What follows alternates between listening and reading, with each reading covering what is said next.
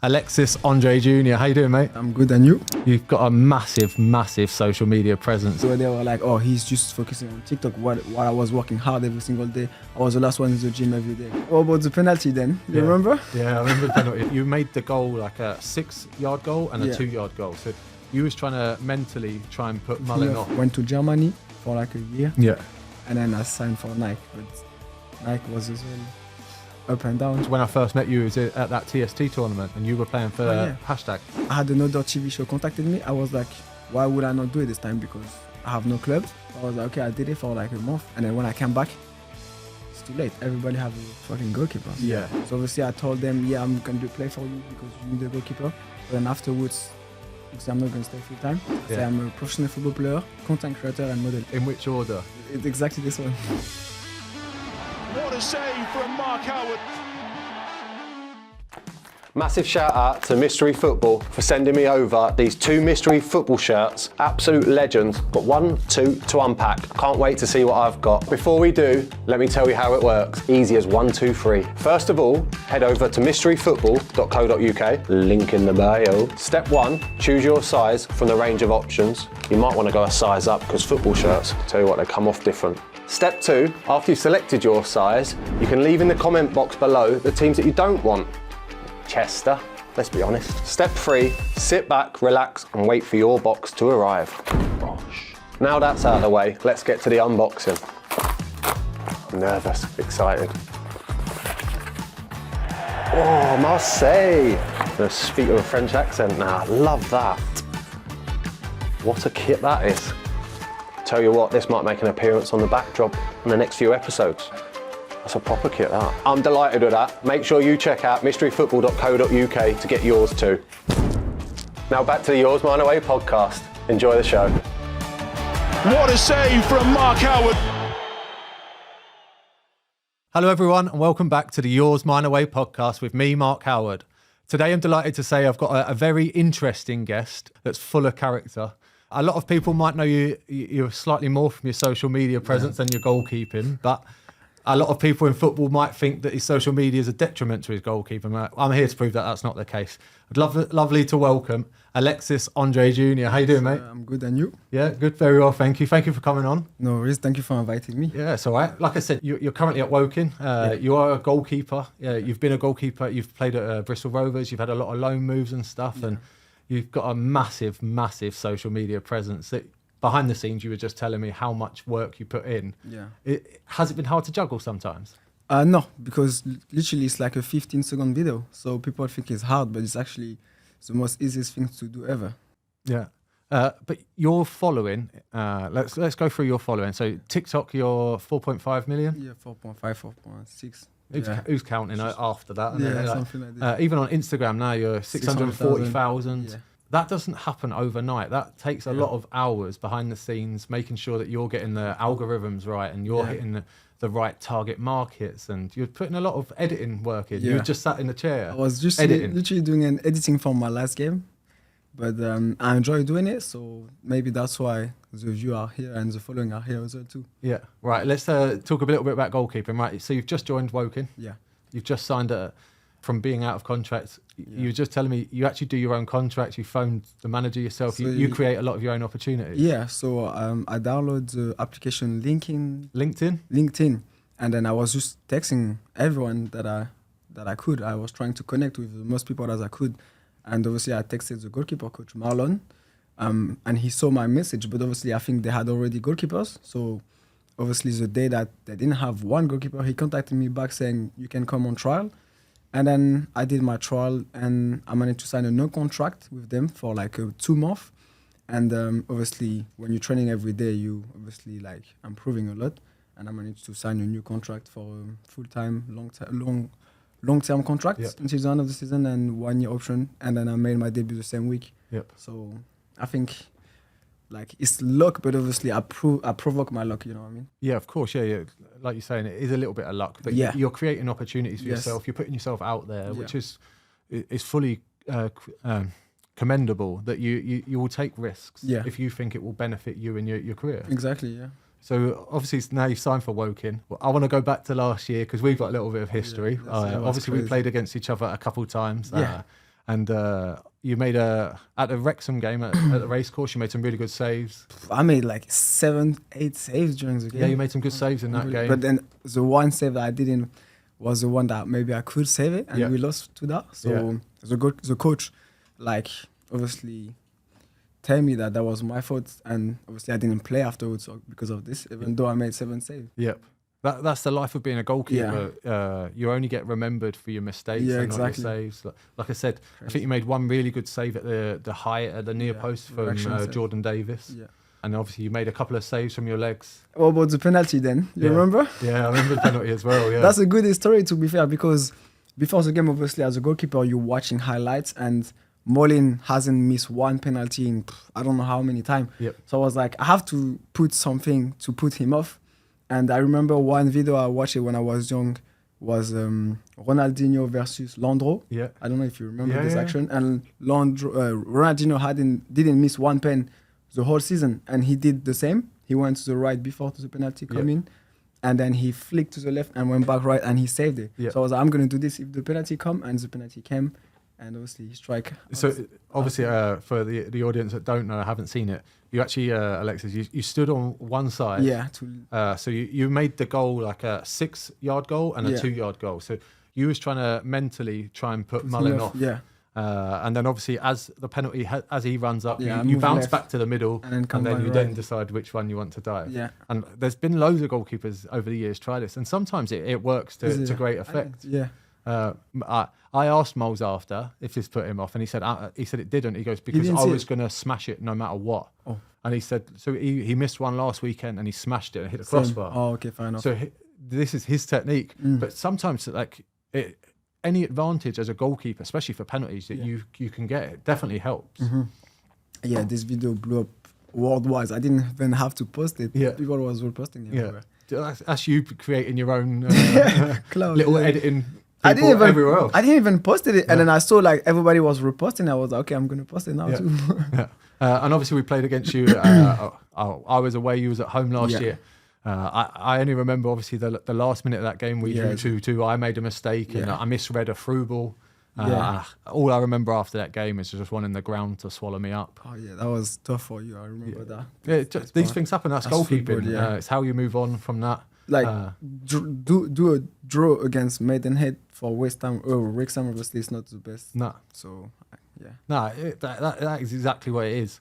Right, I want to talk a little bit with you about presence of social media and how that was how footballers and fans treat you. Okay. So obviously in a dressing room, you said before when you was back at Bristol, people would look at you funny and like would treat you differently because you. So I was in Bristol for 4 years, so I didn't have TikTok before at the start. So obviously they know my level. So my teammates like were enjoying my video. They didn't really care about it. But let's say higher level. So let's say the coaches or like the chief management or whatever. I know that for them it was not the right thing. Like they were thinking maybe I was not. So same for the fans because I was not playing at the time as well. Yep. So they were like, oh, he's just focusing on TikTok. While I was working hard every single day. I was the last one in the gym every day, etc., etc. So, and at the time nobody really understand what was TikTok. They was thinking that was childish and everything. Even Bristol Rovers didn't have TikTok. And then when I left, 2 years afterwards, they had TikTok. Everybody have TikTok now, and it's something normal. So now, right now, the time, everybody respect it. They know the ground. They know how much money you can make from it. So there is not really any issue with my teammates no more. Yeah. But let's say that the fans, when they see me away, most of the time they're like, oh, TikTok guy, to try to like come in my head. But at the end of the game, they ask me for pictures. So it's like, it comes back around. They're the real fans anyway. Exactly. As long as it's no, like, even like myself, as long as I do this podcast, I've got 2 kids, as long as things don't distract you on the pitch, why can't we all express ourselves in different ways? Yeah. And that's the way it should be. Obviously, if doing TikToks and trying to boost your career, whether it's for life after football, people shouldn't question you for that. Yeah. Especially if you're giving your best on a match day. Exactly. That's all that's the most important. All right, let's do some quick fire questions. Okay, good. Some are goalkeeping stuff. Right, so catch or parry? Catch. Yeah? Yeah, 100%. You love a parry, man. You're a camera safe person. I don't mean it, but favourite goalkeeper kit colour? Pink. I like crazy. Yeah, you like crazy stuff, yeah. Extra. Play out from the back or kick it long? I like play out from the back, but obviously in my level is just kick Kick it it long, yeah. Kick it as far away from the goal as Yeah. possible. Who's your favourite ever goalkeeper? Ever was Barthez at the time. Yes. And then I went for Van der Sar Yes. and De Gea. Yeah. And now, right now, goalies. is Courtois now. Yeah. 'Cause So, saving wise, one of them is who's the best goalkeeper in the world right now? yeah, Courtois, 100%. Saving Why? wise, nobody's better than him. Yeah, shot stopping's unbelievable, isn't it? Yeah. Yeah. Long sleeve shirt or short sleeve shirt? Long sleeves, yeah. Yeah. Proper goalkeeper kit. Yeah. How tall are you? 6'3", yeah, 6'3", 6'4", yeah. I'm just making it up, man. 6'3", 6'4". Do you like head tennis or two touch? Head tennis, yeah. Yeah, head tennis is good. I Isn't it? always lose two touch. I don't know why. Yeah. Oh, I'd love to play against you. There. I'm one of the best Yeah, good. two touch players ever. But Right, and then last minute of a game, you can save a penalty to win a game, yeah. or you go up for a corner and you score a goal. Nah, I think saving a pen because that could actually come often, and scoring a goal is like one time ever, you know. Yeah. So now saving a pen, I think is the best feeling. Yeah. Okay. No worries. Yeah. I want to score a goal, man. Yeah, I'm I know, desperate but to that's score a goal, like man. to be fair. Last game, so Saturday, we were losing, and I wanted to go in, and the coach said no, and then we had a corner. Literally, it was after this, it was over, and I wanted to come in again, and they said no. So I was like, all the fans, they were not very happy about it, but sometimes they don't want looking bad afterwards if we concede the goal. You know, they're like, let's be safe. Yeah. Right. Okay. Let's go back a long time to how you got into goalkeeping. Yeah. What's your earliest memory of being a goalkeeper? My first day, literally when I was 7. So when we talk about creating your own opportunity, my dad is the same. So maybe that's why I got this mentality. We just went to a football ground. So the name is Strasbourg, Racing Club de Strasbourg. Yeah. So that's where I'm from. Yeah. And we just walk in, and he asked when is my age training, and they were like, okay, they're training at this time. So we came back later on, and then the coaches, they didn't have any keepers, and then he said, okay, you can go, and I had my kit on and my gloves there, and then from that I signed for them, and then that's how I started playing football. So Yeah. it's literally just to make your own opportunity. Yeah, because you was born in France, obviously. Yeah, And Strasbourg. yeah, So I played for my city. yeah. Well, that must have been incredible that you never played for a team then, but Yeah. went on a trial First from just opportunity Pro club, yeah. and ended up signing for them. Straight How away, long yeah. did you stay with them for? Oh, so 6-7 years. So they basically teach me how to play football. Yeah. And you was always a goalkeeper. You never thought Yeah, about never. being. So I was outfield? playing in France. We are knowing to learn how to play football in the street. Yeah. So I was playing in football in the street. I was no goalkeeper. I was playing with my feet. So Yes. that's why now I'm very comfortable with my feet. Yeah. And so yeah, I was enjoying playing outfield outside the football ground. And then when I was playing football as a professional or like in a professional team, I was just goalkeeper. Yeah. And then, so you came through the 6th tier academy, didn't you? At you're going to pronounce this better than me. Shiltingham? What's the? Schiltigheim. that- Yeah. I can't Oh, say sorry. that word. Yeah. So Schiltigheim. Yeah, I had an opportunity basically through the street football. So one coaches in a street football saw me playing actually in goal one time, and he was like, "Come to my club in Schiltigheim for a trial for the first, the best league in France in my age." Yep. And then I signed for them. I was on the bench, and then at the end of the year, I played like 5-10 games as a starter. And For the first team there. no, for the best league in my age, Okay, as yeah. a 17. Yep. So you play against the best professional team in around your area. Yeah. And then from that, I signed for the first team as a number And 3. that was it, yeah. And then I get my opportunity to be on the bench for the first team. And then I play with the second team. But they were playing like men's football, you know what I mean? Yeah. So that was a good opportunity for me. But I was so hungry. I wanted to sign professional or whatever, professional team. I went on trial somewhere. And they when they found out, they were like, okay, you're going to go back with the under 19. Right. Okay. Yeah. I was like, there is no way you're going to bring someone who is like 2 years younger than me to take my place, and me, I go down. So I left, went to Germany for like a year, yeah. play with the under 19, then signed for the first team. And then That was at Keller. Keller FV, yeah. Yeah. And then I signed for Nike, but Nike was as well up and down. Yep.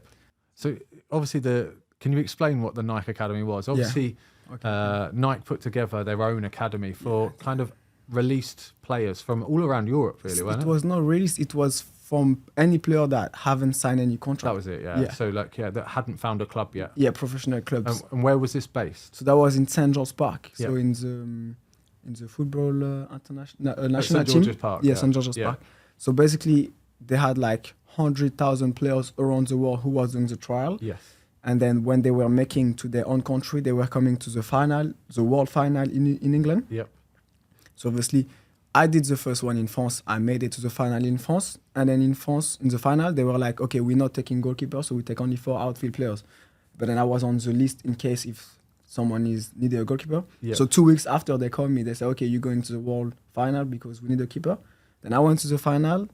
I was amazing in training for 2 days. And then during the games, maybe I was a bit stressed. So I didn't get selected. So from 50 players, they selected only 10 players, 2 goalkeepers. And I was not in the 2. No way. And then for me, everything went, my head was like so bad because that was my only chance to sign professional. I went back in Germany for a year and then they called me back and they say, yeah, we took a goalkeeper, he was not good enough. And then obviously every 6 months they do a new final. Yep. So some keepers came in, they were not in my level, so they called me and saying, yeah, we remember you, are you still playing football? Would you like to come? 1 year after. So I came back there, I was number 3, and then in the last 2 months again, I managed to be number 1, and then I played so many games, went on trial to Bristol Rovers, signed. So it's literally many bad luck combining with good luck. Yeah. But so when you signed for the Nike Academy, did you move over to England then? So yeah, they literally pay everything. They were using £5,000 for one player each month. Yeah. And we were like 20 or something. So they would put you in a hotel. In the hotel, we were all together in the hotel. Food, but you train every like day. A professional. Yeah, and you play against the best team in the world, like Arsenal, Barcelona. You played against different academies, yeah. And at the time, I was not even thinking about who I was playing against. I was just thinking that my team is the best and just living the moment. And I think every single player who was in Nike Academy had the best experience in their life. And right now, some players are playing in Prem or Championship and they still think that Nike Academy was the best time in their life because it was just something that you cannot recreate, you know what I mean? So was it too enjoyable though that you forgot to try and look for a club while you were there, No. Was Nike trying to push you into clubs? Oh yeah, that was the main focus for everyone here was just focusing on signing professional. So that was our main focus. We was enjoying, and literally every single day when you walk in the pitch, I was like, wow, this is just amazing. But then I was just focusing on signing. Everybody else was the same. Yeah. So then you got your opportunity to go on trial to Bristol. So actually, I went to Bury once before they went bust. Yeah. Yeah. I didn't enjoy it there, and then I went to Leeds actually because I had a very good game, and they had a Picker Farrell. What is his name? No, Picker Farrell. Peacock Farrell. Yeah. Yeah, big Northern Ireland goalkeeper. Yeah, so he literally just signed a new contract for them. Like he was a future big star for them. So I stayed there for 2 days. Then I went back. And then my last one was Bristol Rovers, and then I signed I was there for a week. See, going on trial, it's hard. Like it's difficult because of the like you said, the pressure before of the Nike one. When you went to Leeds and when you went to Bristol, did you think like this could be my last opportunity, or was you always positive, thinking, something will come? Yeah, Bristol, I think I was thinking that was my last opportunity. So I literally gave everything because it was in the summer. Yep. But then Leeds and Bury was during Nike Academy. So it's you knew you could go back to the Nike Academy. Yeah. But literally everything changed for me in Nike when I played. I don't know if you saw the video. It was a street football game versus Rashford, Aubameyang. You don't remember? No. It was called, I forget the name. But anyway, it was like an event for Nike, and all the big sponsor players from Nike were there. Even Courtois was there. Yeah. And they were taking strike from like a penalty area. Yeah. And then I was literally gambling everything. I was reading how they were striking, and I saved everything. And then from that on, the coaches were like, oh, he's actually good. Yeah. We should play him. And then that created your opportunity just from an advert. Yeah. So that's how I start to play, because before that I was not even playing, because you have 2 other goalkeepers and they want to sign. So they are like pushing them, and they are British as well. They are pushing them to sign. They were going on trial but never signing, you know. So I was always behind it, but yeah, that's how it goes. That felt like that was your moment. Yeah. So even when you went to Bristol then, okay, Obviously, being at the Nike Academy and everything you're saying is nice. The hotel's lovely, food's good, your training ground's good. To then go to Bristol and things wouldn't have been as easy or as nice. Was that also a test of your character? I mean, Bristol, it was pretty professional, but it was not where it is now, to be fair. So, yeah. But when you come to first team game and you realize that, wow, there's 10,000 people there, like everything changed, you know? So you're just focusing, maybe not in training, but you're focusing for the Saturday because you know that every single game counts. Yep. So, yeah, that's it. Even when you signed professional at Bristol then, that must have been a huge achievement for you and for your dad as well. Yeah. Like you said, you create a lot of your own opportunities. So that moment must have been quite big for you. Yeah, that was my dream, childhood dream, you know, just to being paid to be a footballer. Everybody was like, oh, you're not going to make it or whatsoever, you know. Yeah. But then, obviously, I did it. So I was like, now I want to keep going. And then I made my debut 1 month afterwards. Yeah. And but then obviously when you are a young goalkeeper, 19, 20, they didn't really trust me, you know what I mean? Yeah, you play one game and you get out. That's what I'm saying. Yeah. And even though I was fit, full of confidence, everybody believed in me, like my teammates, but the coaches didn't believe. So they bring back the goalkeeper who was injured to play, literally. And obviously he didn't perform well. You cannot not train for like 1 month and a half and then perform in the League One game.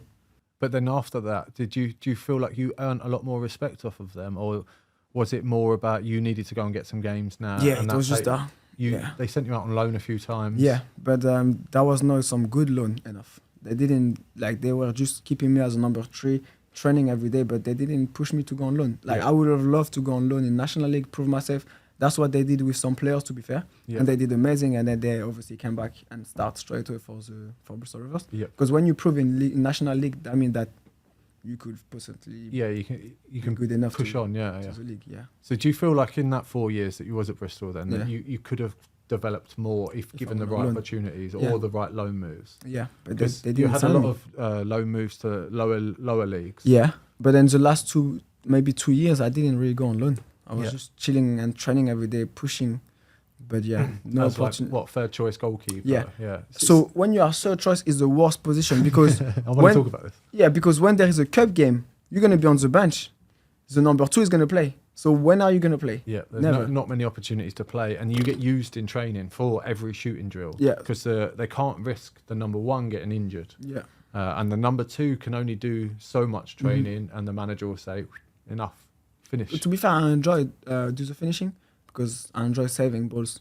Yeah. But they just never had any chance to play, to be fair. But then the only time I had the chance is when Joey Barton came in because he is young. He understands that even young player could be good enough. Yeah. So he gives a chance to everyone.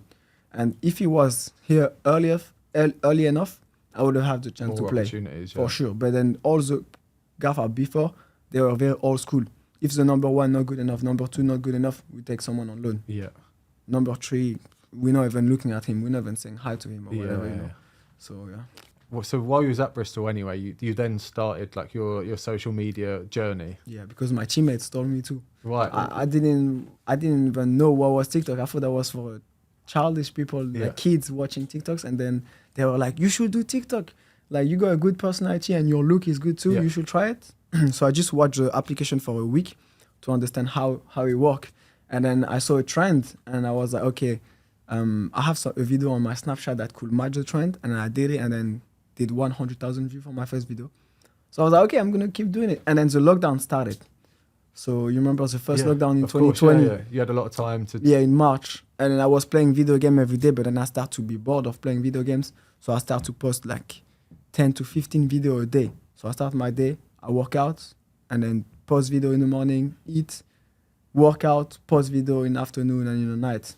And my only goal was to blow it up every single day. Yeah. And then I gained in 3 months 500,000 followers. But you don't really understand why it is until you came out. So I came outside because the lockdown was over, and then people was asking me for a picture. It's like life changing, you know. You don't. Yeah. It's just crazy. So even that, then, that's strange in itself that you were for Bristol Rovers number 3. Yeah. Not really getting many opportunities, not really getting any loan moves. Yeah. But then lockdown happens, and you start your own social media like and then you blow up overnight almost. But I say overnight, but like lockdown was 3-4 months. Yeah. So you had a lot of time to work on social media stuff Yeah. and put different stuff and follow all the trends. Yeah. Like you were saying to me off air that you researched how to edit yourself and you started editing. Yeah. And you do all of this. You I do manage to do myself. all of this on Yeah. your phone. Yeah, just on my iPhone. Literally, I do everything myself. But because I enjoy doing it, to be fair. Yeah. So I think that's why I managed to get followers and views. Yeah. Did you find that when you went back to, did you go back to Bristol Yeah. after COVID? Yeah. Did they then treat you differently? Differently, maybe not my teammates, no. And I think this year I was I was the best in my year in Bristol Rovers ever, because I was working out as well every single day, as I said. So I came back physically, I was unbelievable. I was jumping higher than everyone. And in training, I was good, feeling good. But obviously, there is 2 goalkeepers before you. Yeah. So there is not much you can do. Yeah. And maybe at the time I made a mistake is that I didn't post any of my training content on my TikTok. And I had a lot of cloud at the time. Yeah. So obviously all the fans in Bristol, they were like, oh, he's just a TikTok guy now. Right, okay, yeah. But then I was doing some unbelievable save in training that I saved it on my video, but I've never posted it. Yeah. You know what I mean? So it's like... It's hard to find that right balance Yeah. of what people deem as professional footballer and Yeah. what also people will accept in the social media realm. Exactly. So to try and find that balance, obviously it's a lot more accepting now. Obviously one of my former teammates, like Ben Foster, he created the GoPro in the goal. Exactly. And it made it more acceptable. He had his own podcast.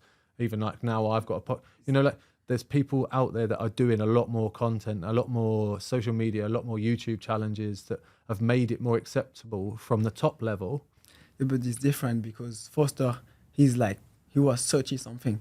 He made it in football wise. Yeah. I'm like 21, 22. That's what I mean. But that's what I mean about the fan representation of it. Is that it's acceptable for someone in the Premier League to do it, but it's not acceptable for someone that's not playing at Bristol Rovers. Exactly. So it's hard because you'll get criticism at that level, but not at that level. Was that something that you would take on board, or was it something that you was like, no, I still want to do this. This is what I want to do. I know I've got goals and how to achieve it. Yeah. I mean, right now, I'm not looking about what the fan thinkings, but at the time I was. So I was trying to take as a consideration, you know what I mean? But then obviously I just did my best. The only thing I regret is not posting my football content. Yeah. Because maybe that the fans would have seen that obviously actually he's good, he's working hard in training. Because when they don't see that, they just see me looking good on camera on TikTok, they're obviously going to have some judgment and not really understand that, no, he's actually good and working hard a lot, you know? Yeah. But now every single action that I have every game, I'm posting it on my social media now because people, all my male followers, when they see me, they are not like, oh, he's a TikTok guy. They're like, oh, he's a footballer. He's a goalkeeper. Oh, that's a goalkeeper. Yeah. You know? Because they see my football content more than just me looking good on TikTok. You keep saying you looking good. It cracks me up, man. Because it's like my 70% of following are girls because they like how I look. And 30% is my male followers who like my saves. Mine's the absolute opposite percentage. Right, let's go back to football. Right? So you then moved to Folkestone, where you said that you now live. Yeah. And obviously you played a few games for them. You played for Dover, and then before you moved to Maidenhead. To be fair, before that, I did a TV show. I don't know if you saw that. What was the TV show? So I did a dating TV show. So basically, that's when I was at Bristol. Love Island contacted me at the time. Yeah. And I think that I didn't do Love Island. Yeah, I was not looking forward to do Love Island. Yeah. But they contacted me, and at the time I had no anyone who was doing medicine like my doctors. Yeah. So I was like, okay, I'm gonna trust my Bristol Rovers doctor. I was like, look, I'm not interested to do Love Island, but my agent is like, you should just do what they say and see how it goes. I was like, okay, let's do it. And then I said to my doctor, yeah, can you give them my information and everything? 2 weeks later, I came back in training. Everybody's talking about it. Oh, he's going Love Island, Love Island, Love Island. I was on middle of the season, you know what I mean? Yeah. And then I had a conversation with the coach. I was like, I'm not interested to go in Love Island. They contacted me, but I'm focused on football, you know what I mean? But then nobody literally really hear what I was saying, you know what I mean? Yeah. Because the doctor literally snitched, and I felt that he snitched it to the high direction, you know? Yep. And they're like, okay, then he's not a footballer no more, you know what I mean? Yep. And then from that, obviously, I left Bristol Rovers, even though I had 1 year option. Yep. But we went down as well this year. So like half of the team left. Yep. But I feel that could have been a good opportunity for me, obviously, in League 2 to be at least number 2 and play games. But afterwards, I had another TV show contacted me. I was like, why would I not do it this time? Because I have no club. And it was in summer. So I was like, okay, I did it for like a month. And then when I came back, it's too late. Everybody have a fucking goalkeeper. Yeah. So I was like, damn. Yeah. Obviously the timing aspect of that, obviously, but to try and boost your profile. Yeah, like that's even like the Love Island thing, like you're saying that your agent approached you and you said to your doctor, yeah, this is what I mean about football. It's changing. It's becoming more accepted. Yeah, now it is. But at the time, it's more difficult, especially for someone that would have been 19, 20 years old, and they still think, well, once you make it, you're allowed to do that, or you've earned it. But like when you're young, trying to make it, they don't think that you should have those opportunities yet, and you should concentrate on football. Yeah. It's hard to get that mix. And then when I was working hard in the gym, they were like, oh, he's getting ready to go on Love Island. Yeah, of course. I was like, I've been working hard every single day in the gym. Yeah. Like, but they only take it at face value for the most recent thing. Which exactly. But I feel they don't respect you until you play every game. Yeah. Like, at least play one game. Like when I make some crazy save in training, is irrelevant unless you do in game. Yeah, unless you're established in a game. Yeah. That's it. That's the only thing that matters. So with those moves to Folkestone and Dover. So I went to, obviously Dover, they had no budget. Yep. And I was supposed to sign with them before to go on on the TV show. Yep. Obviously I went there, so they had to sign someone else on loan. Okay. So they had 2 goalkeepers. So I was just keeping my fitness, going there every day for a whole year. And then I managed to play the last 10 games because they sent the goalkeeper on loan back. And that's when I played 10 games and I really enjoy playing football. I played against, literally, you remember the game? I think you were there. I don't know if you were there. Wrexham versus Dover. No, the craziest game ever. Okay, yeah, 6-5. Yeah, I remember I wasn't there. It was a year before. That was my first bench game. And we were literally winning 5-2. Yep. And in the last 20, and we lost 6-5. Yeah, it's crazy that 11 goals. Exactly. And after that, obviously the keeper made a little mistake at the last goal. And after that, I started every game. And I literally enjoy. I was making crazy saves because obviously my team was not the best. Yep. We had a lot of young players because no money. And from that on, I managed to sign for Maidenhead because I played against them and made some great saves. Yeah. And I was same again, number 2 when I started because they had a goalkeeper from last season who did well. And again, I managed to play 20 games, even though I was number 2. Yeah. And then they offered me a new contract. And then I just felt that the coach was not really giving me any confidence to play next season. So I was like, I'm just going to reject it and maybe try to find something that could suit me. Yep. I really didn't find anything, even though I tried. And then I managed to sign for Woking. Yeah. And obviously they have a very good goalkeeper right now who is already on, who is like number 1. Yep. Played 100 games, around 100 games in League 1. Yeah. So I was like, I'm just going to learn from him and learn from my goalkeeper coach who played 200, 300, 400 games in himself, Premier League. Yeah. And that's what I'm doing right now. Yeah. And keep improving every day. And just that's it. Yeah. That's all goalkeeping is about is learning. And I'm a very positive guy as well. So even though I'm not playing, I will always be nice to the number 1. Yep. And if I'm playing, I'll be nice.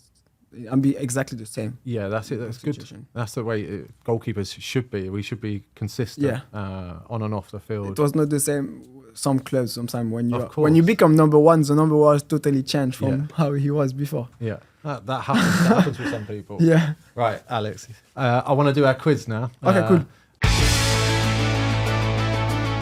Hi guys, I'm thrilled to share something with you today. The Mito Pro 300 from Mito Red Light Therapy. Been a game changer. As an athlete, I know the importance of peak performance and recovery, and that's why I rely on the Mito Pro 300 for its unparalleled benefits. Let's dive in to what makes the Mito Pro 300 remarkable. First off, it's all about power, and this device offers 300 red and near infrared light benefits. These wavelengths penetrate deep into your cells, helping to jumpstart the natural process of recovery and rejuvenation. But it's not just about the numbers, it's about results. The Mito Pro 300 is designed for maximum efficiency. It emits light evenly and directly onto your body, ensuring every inch benefits from this therapeutic light. You might be thinking, why should I choose the Mito Pro 300? Simple, it's a game changer in the world of light therapy. The award-winning quad wavelength design, updated with remote control technology. Toggle up and down on the timer, reset unit settings, and operate multiple units with the same remote. If you're dealing with the aches and pains of an active lifestyle, or simply someone looking to improve your overall well-being, the Mito Pro 300 is your solution, and it's versatile. Use it for targeted spot treatments or full body therapy sessions. The choice is yours and the benefits are undeniable. Plus it's easy to use. Just plug it in, set your treatment time and relax. There's no steep learning curve, no complications. With the Mito Pro 300, you're not just investing in a device. You're investing in your health, your well-being and your performance. Don't wait. Discover the incredible benefits of the Mito Pro 300 for yourself. Visit mitoredlight.com and take the first step towards a better you. Hit the link in the description below. Now let's dive back into this episode.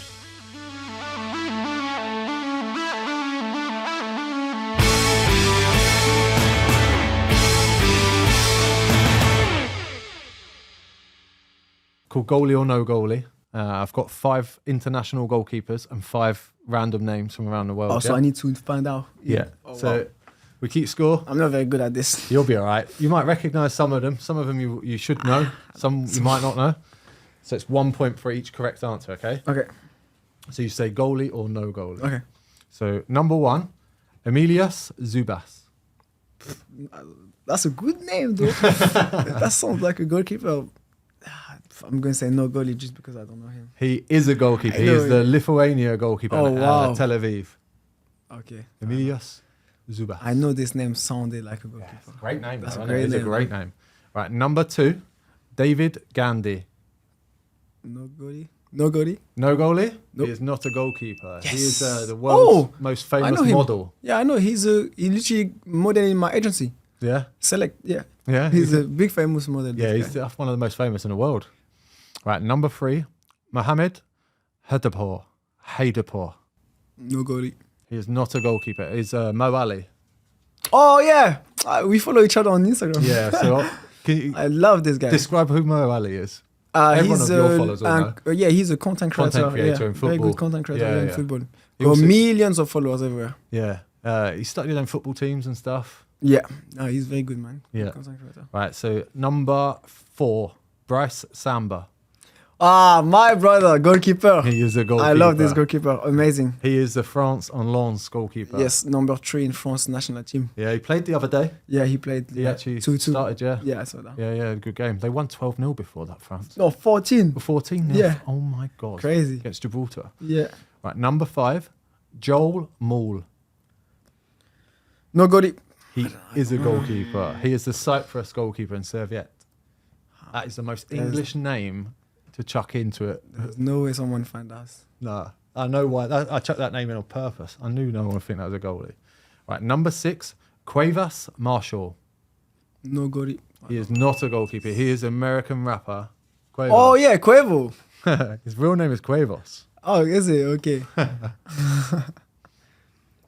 Number 7, Gabriel Slonini. That's- Slonina. That's definitely a goalkeeper's name. Come on. Gabriel Slonina is USA and UPenn goalkeeper in Belgium. Yes. 5 now. Right. Number 8, Carl Benz. Cole Benz. I'm going to say no goalkeeper because I've never heard about him. You are correct. It's actually the inventor of Mercedes-Benz. Oh, wow. His name is Carl Benz. Okay. Benz, okay. Yeah, he invented Mercedes. Right. Number 9, Percy Kianj-Benny. Kianj-Benny. I don't know. No goalkeeper. You say no goalkeeper? Yeah, because I don't know him. Is PK Humble. Oh! You don't know his real name. You've played with him. No, I call him Piqué. You call him PK. You don't know Percy. Oh, Percy, fair enough. Can you pronounce his God. surname for me? Kianj-Benny? Kianj-Benny. He never tell me his surname, to be Yeah. fair. Percy. No, he's the funniest guy I've never known in my life. Yeah. Like he's unbelievable, so funny, bro. Yeah. You've obviously played with him Yeah. and that. You never knew his name was Percy. No, he never tell me his name. Obviously. Everybody's calling him Piqué. Piqué Humble, isn't it? Yeah. Right. We'll talk about him after this. Right. Okay, Last cool.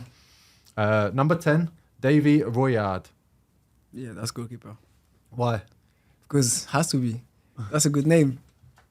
He is a goalkeeper. He plays for Guadeloupe. Oh yeah, I know. And I know Bordeaux this guy. B. Yeah, he's the number 1 in Guadeloupe. Yeah. Yeah. Well played, mate.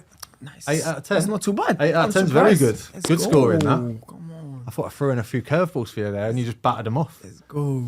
Right. In pre-season, we actually, when I first met you, it was at that TST tournament and you were playing for yeah. Hashtag. I mean, not first met. We met Obviously before, we played, but yeah, but obviously got to speak to you then. Yeah. How was it playing for Hashtag? So obviously the tournament was a very great experience. So Spencer was on this show a long time ago, like one of my first guests, and I said to him to speak to you because obviously the content side of what Hashtag Oh did, yeah. and I gave him your name like a year ago. Oh wow. Because of your content stuff. That's crazy. And that's what Hashtag do, don't they? Yeah, they they do. look for people that are Yeah. involved in the content creator world. Yeah. So, but to be fair, I texted him as well on Instagram. Yeah. I was like, look, I want to make. I want to be involved in the YouTube world. Yeah. Could you maybe possibly give me some contact because I see that you're working with some YouTubers. Yeah. And then he was like, okay, maybe I will let you know. And then one day he just texted me saying, we're going in USA for a tournament. Would you like to come with Hashtag? He gave me the date. The date were matching my free time. So I was like, yeah, let's do it. Yeah. And then I went there. It was very fun. I enjoyed my time there. Very good group of lads. Good organization. And and then from that, they texted me, obviously, a lot. They wanted me to sign for Hashtag. Yeah. I remember at that tournament, our Wrexham changing rooms was opposite Hashtag that changing was room. funny, isn't it? And so it was like 2 porter cabins. And one day the music was blaring in your camp. I think you'd just played a game, beat somebody. And all of a sudden, all we hear is like the windows smash. Oh yeah, someone smashed the window. I know. Yeah. And we was all like, no, this is They're not going serious. crazy, You lot are yeah, just mad. But I think we did a bit too much. Actually, they did too much. Even we walk in the pitch with the music and everything. I was like, we need to focus, you know what I mean? Yeah. But they were like, no, that's our identity. We want to be like this. And then obviously we lost. But yeah, but afterwards, when I had no club, they were like, do you need a club? Do you want to sign for us? I was like, I'm not really looking to sign in this low level because I had some teams from this league already texting me. I was like, I don't want to settle for this. Even like some players that I played with last season who signed for them, they were like, look, you're not going to play any games if you're not coming this to our level. Yep. You should come. But I know my worth. And in my head, I wanted National League minimum or like top National League safe so I can play every game. Obviously, it's all right. Yeah, it's good standard, yeah. Yeah, but I couldn't go down this level. I prefer to not play for anyone, waiting for someone go injured, red card, who need a goalkeeper, and then I will jump there. And then obviously, they really needed a keeper because their keeper got injured. I was like, okay, I'm going to do it for like 2-3 games. Yeah, because you actually did play 2 or 3 games Yeah. for them in start of the season, didn't you? Yeah. Was and it tempting because obviously the help that you could get with the content? No. I have my own cloud. Yeah. So even though their YouTube channel is doing so well, every video I watch there and they have a very strong base. Yeah. But I'm interested to go as high as I can as a footballer, and my social media is really, really my second thing in my life. Football is my main thing since I was young, and social media obviously is my biggest income and cloud and everything. But football is my number 1, so I will never go for football. I will never go to a football team because they pay me some crazy amount of money if the level is not matching my expectation, you know what I mean? Yeah. So obviously I told them, I'm going to play for you because you need a goalkeeper. But then afterwards, obviously I'm not going to stay full time. Yeah. And to be fair, I enjoy playing because I didn't play for like 2 months, gave me some confidence. And then I went to working with those games in my head. So I was feeling good. Yeah. Right. On the social media stuff then, let's get into it a little bit more, like I said. Yeah. Right? When people approach you, what do you do for a job? Are you a model, footballer, influencer? I say it's just 3 things. I say I'm a professional football player, content creator, and model. Yeah. In which order do you think? It's exactly this one. Yeah. That's what I said. Yeah. So obviously, like you said a little bit about the finances side. Oh, yeah. In which order do you get paid the most? Oh, content creator. Yeah. It's fucking unbelievable. Yeah. there's so much money in content creating, and I think everybody should try it, give it a go. Why not? Yeah. And it's so easy as well. I mean, I say it's easy now where I am now. Obviously, it's hard to start from nothing. Yeah, you need to dedicate yourself on it, really be consistent with it, and then it will pay off. Because when I started, I was like, maybe one day this thing is gonna give me money, but then I was enjoying it at the same time, and now obviously it actually does. So you have to be positive about it. Yep. So when you're creating content, then what are you looking for? Are you trying to make something go viral? Yeah. Or are you just creating content that you enjoy making? No, my goal is to go viral. So even if you don't like the way that some videos come across. No, I cannot post something I don't like. Okay. So I have to enjoy my video. Yep. If I don't like it, I will maybe delete it. Yep. But you're trying to find that one video, because one of your videos did 15 million views on TikTok, isn't it? Or, no, it might have been more. On Instagram? Might have been. Oh, in TikTok, I did 60 million one day. That was it. I think I might have seen one of them just went mad. And then some of them don't do as well. Do you get frustrated from some of them that don't go as well? Most of my video that doesn't do well is collaboration. Okay. So basically, they pay me to use a song. But you don't really, people who are not in the social media world, let's say, they don't know it. Yep.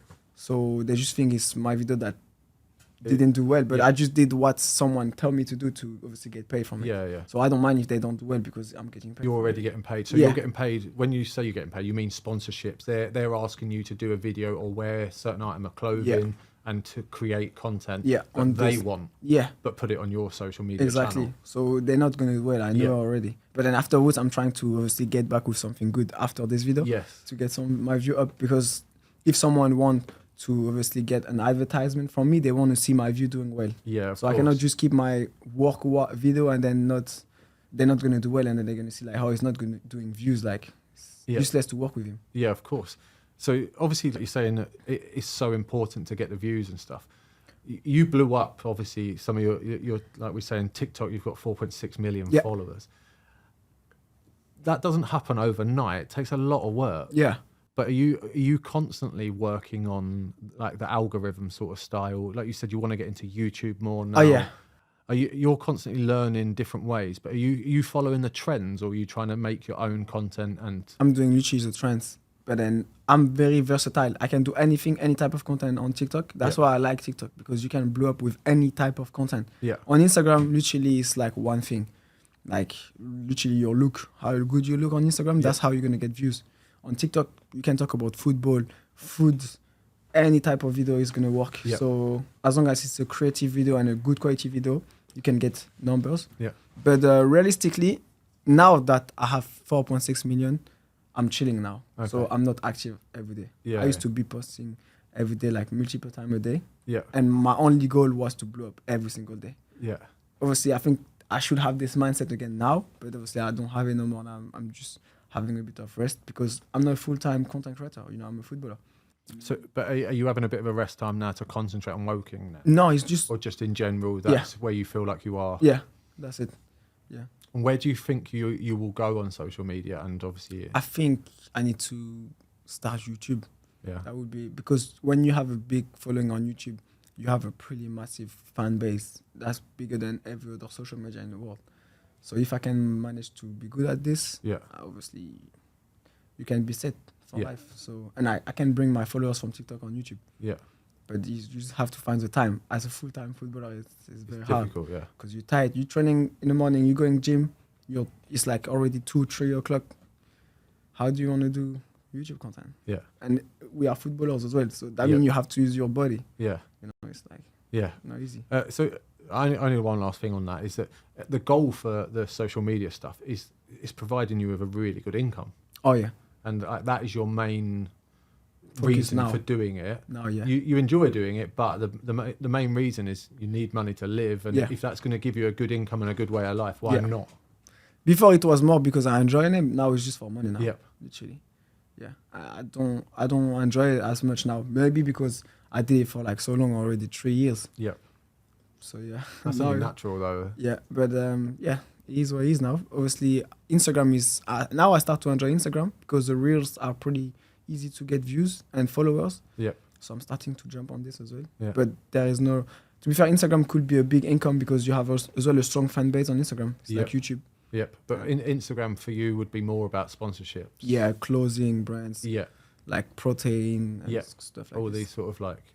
Yeah. But then that's natural. The more following that you have, the more people want to get involved with you anyway. Yeah. So people will criticise for saying that you do too much work on it, but it provides a really good income for your life. Yeah, and modeling as well. If I was not playing football full time, I would be doing modeling a lot because it's good income as well. Yeah. But there is many footballers who switch from footballer to model because of the money. Yeah. But football is my main thing, so I'm not gonna switch that. Huge shout out to Forged Irish Stout for being part of this podcast. Listen to that beauty. An unbelievably smooth, creamy stout by Conor McGregor, the UFC legend. Not here to take part, but here to take over. Forged Irish Stout is on a mission to become the biggest Irish stout. Conor McGregor has taken over the whiskey game. Now he's about to take over the stout game. Me and my guests will be enjoying a few cans in the next few episodes. If you fancy checking it out too, make sure you hit the description below and find out where you can get Forged Irish Stout. Forged Irish Stout will be available in Asda nationwide come August. Let's get back to the podcast.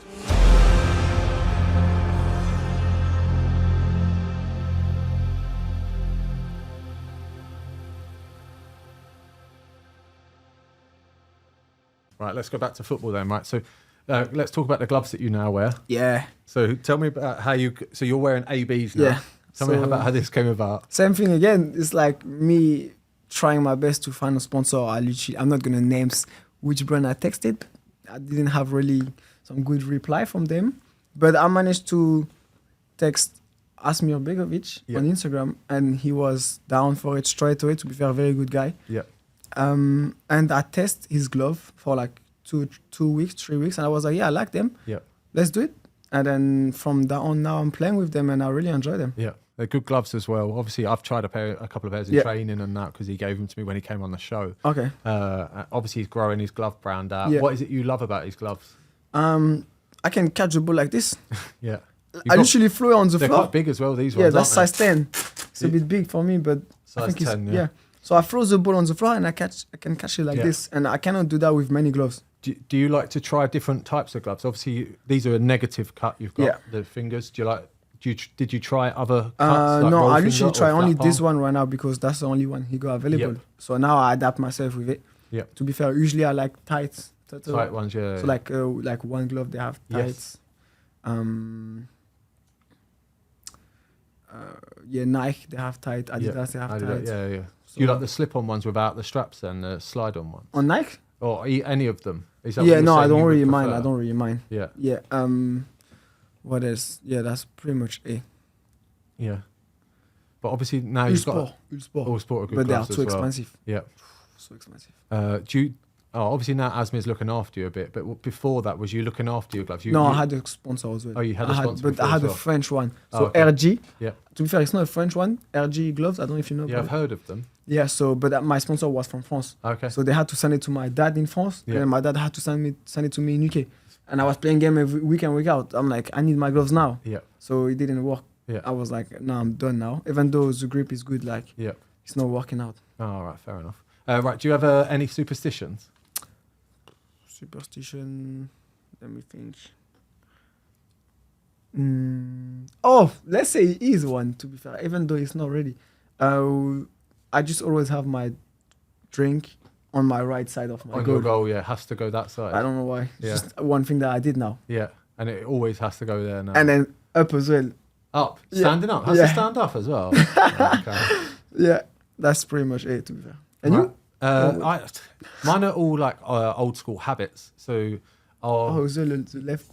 left glove on, Before the right right. glove on, and then before the game starts, I'll walk across my goal. You know, like I always measure my goal, every goal. Is it? Yeah, like it's where I'm gonna work, so I want it to be right. So then, but I'll walk across and I'll talk to myself. But the only one I do that's weird is before the game I'll have a sip of water and then spit it out. You know, like the wrestler Triple H. In the pitch? Yeah. Okay. I don't know why. It's just Fair enough. I have no idea. I think I must have saw someone do it years ago. I know Okay. Kyle Walker does it now, but weird. Just Fair enough. yeah. What about your training structure for the gym. Do you like doing goalkeeping gym sessions? Because obviously it's a bit more specific. We do a lot more loading stuff. Yeah. And the training sessions is a lot more power based. Do you find that you do a lot of stuff? You're quite naturally, you've got a good spring, like you said. Yeah. And Very athletic. so do you work on a lot more stuff, or do you find it's So a bit more natural? So you mean in the gym In or the gym? So you do like, you work. I work on my legs a little bit to do the power. Yeah. But then mostly it was like natural. I'm very athletic since I'm very young. Yep. So yeah, I got it naturally. Yeah. And yeah, I just enjoy my goalkeeping session as well. Yeah. So yeah. What do you love about goalkeeper training? Handling, catching the ball. I really like that. What do you think is the most important thing for you to work on in training? In training, so when I first started working was my fitness, because I didn't play for a long time. Yep. Now I'm fit. I'm in my good kg. Kg. Yep. So now it's just focusing on handling. Yep. And then obviously now I sorted out my handling right. So now it's my kicking. Yep. So just doing some extra kicking. Yep. To be fair, I did some extra kicking on Friday, stupidly, because now I hurt my quad on Saturday in the warm up. Yeah. So then now I still have pain in my quad and I had to play with it. Oh, okay. So sometimes you have to manage your body and not overdoing it. And I'm still learning from that even now. Yeah. Even though I know it. See, when you've gone from not playing a long time and then to playing, it's hard to read the game. And these things that in training you can't do, like crossing and through balls, it's not the same in training. Have you found that picking up the pace of the game and concentration is... Luckily, no. Saturday I was playing every week. I Yeah. don't know why.